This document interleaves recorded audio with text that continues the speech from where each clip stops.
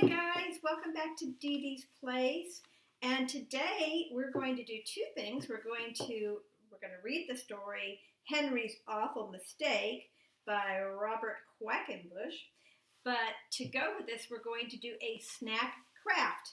And we're going to make a snack to go along with the story that's related to it. And at the very beginning of this story, I don't know if you can see this, but it's a whole bunch of ants going across the page. And this is the story that has an ant in it. So we are going to make ants on a log. It's a very fun thing to make. And they're yummy and they're good for you.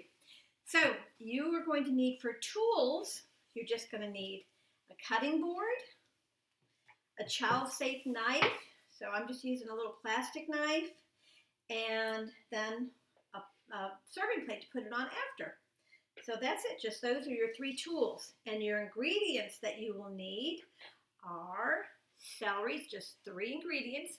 So you need celery, and you're going to need peanut butter, and then you'll need raisins.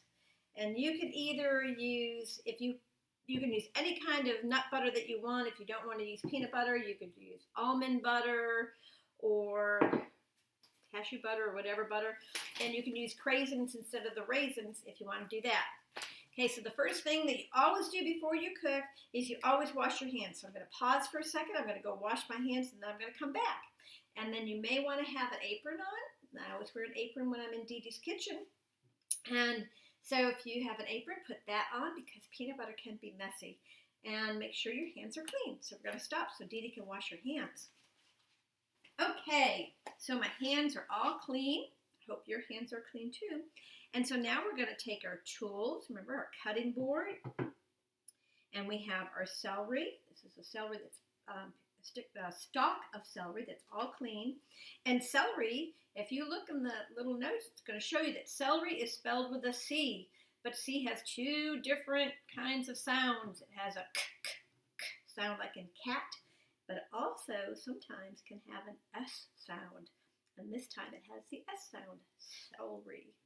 So you're going to need the celery and the cutting board, and now you're going to need your knife.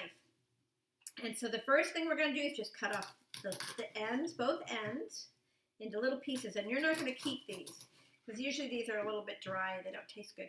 And we compost, so they're going to go in our compost. We might talk about that another day. Or you can just put them in the trash. And then you're going to take the rest of your celery stalk and you're going to cut it into 3 equal pieces.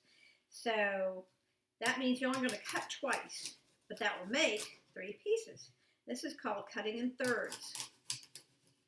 So I have 3 pieces. They're about the same size. This one's a little longer. And then we're going to take our peanut butter, and we're going to spread the peanut butter on the celery right in that little hole in the middle. And the peanut butter is sticky. And that's what we want it to be, because we want it to be sticky enough for the ants to stick on it. But they're not real ants. And so you're going to do that to all 3 pieces. And after it's on all 3 pieces, then you're going to take 3 raisins. You can put more than that on it if you want, but I usually put 3 on it. So you take 3 raisins and you just put them on top of that peanut butter, and the peanut butter is kind of like glue.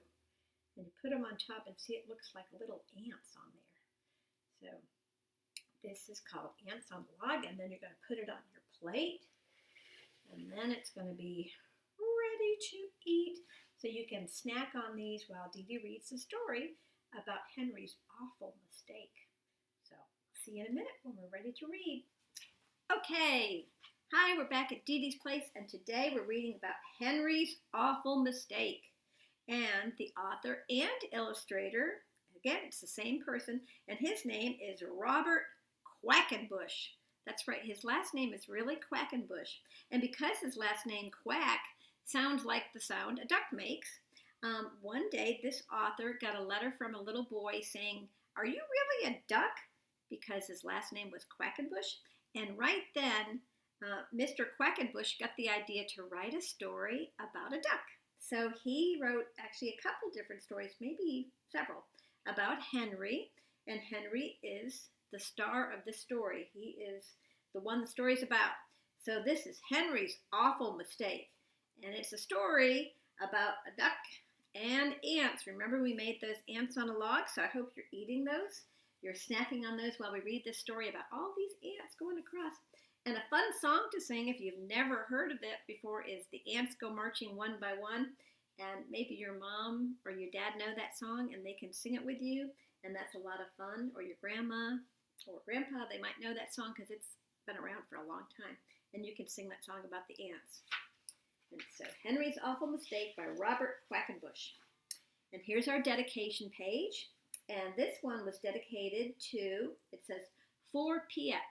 And Piet is Mr. Quackenbush's little boy. And it also says, and his Grandma Q, and Margie, and Leslie B. That's all the people he dedicated to. So they must be special people in his life. All right, are you ready? The day Henry the Duck asked his friend Clara over for supper, he found an ant in the kitchen. Do you see the ant right here? This is not good. You do not want to see an ant in your kitchen. Henry was worried that Clara would see the ant.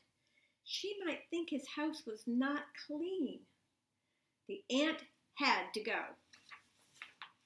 Henry reached for a can of ant spray. He didn't want to spray near the food because then the food that he was cooking, it wouldn't taste right, and it's not very safe to eat ant killer. That would not be good. So instead, he chased the ant with a frying pan. Look at his angry face. He's chasing that ant. He's trying to get the ant. Here's the ant right here. The ant's running away from Henry now. Henry ran around the kitchen chasing after the ant. But the ant got away. See, it went all the way around. And the ant got away and hid behind the stove. Look at Henry's face. He's kind of angry here. He's getting frustrated. So Henry took the food he was cooking off the stove. And then he shut off the flame and he pulled the stove away from the wall. He saw the ant. There it is. Uh-oh. That ant's going to get it now. But the ant saw Henry. And the ant ran into a small crack in the wall. Henry went and got a hammer. Henry pounded a big hole in the wall where the crack was. But he couldn't find the ant. So he kept on pounding. Do you see how big this hole is getting? It's kind of big. Oh my goodness, look at how big that hole is now. The hole got bigger and bigger and bigger. And at last, Henry saw the ant. It's way up there on this post. You see that on the pole? There's the ant. Now Henry sees the ant.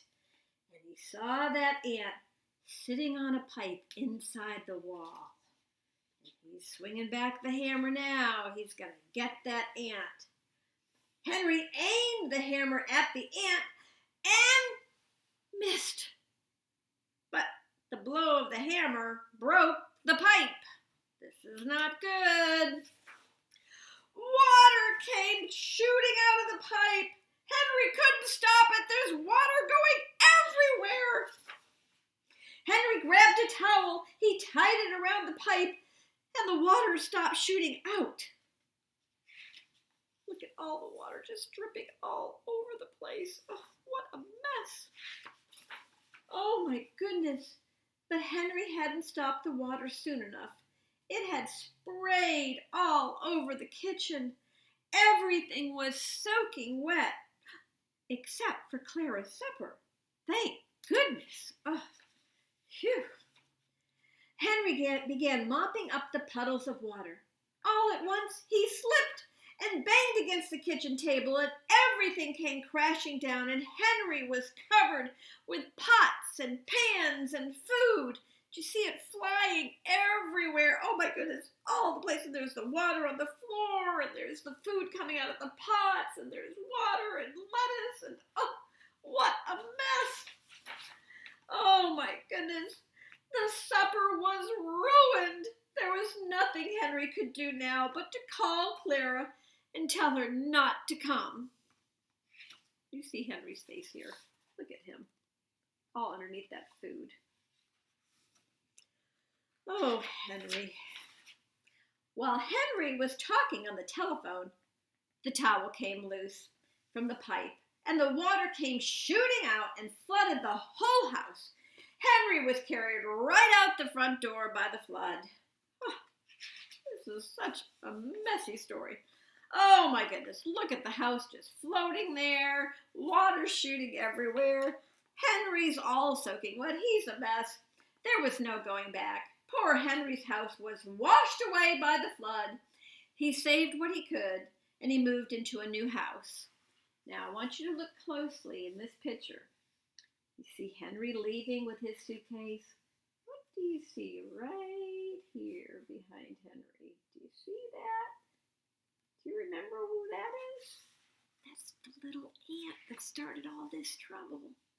And it's following Henry. I think it might be going to the new house. When Henry was settled in his new house, he again asked Clara over for supper. Just as he went to the door to let Clara in, he sees something. Do you see what it is? That's right. He saw an ant.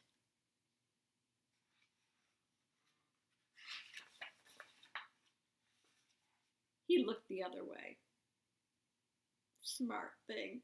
That way it would all start all over again. And that's the story of Henry's Awful Mistake by Robert Quackenbush. See you next time at Didi's Place.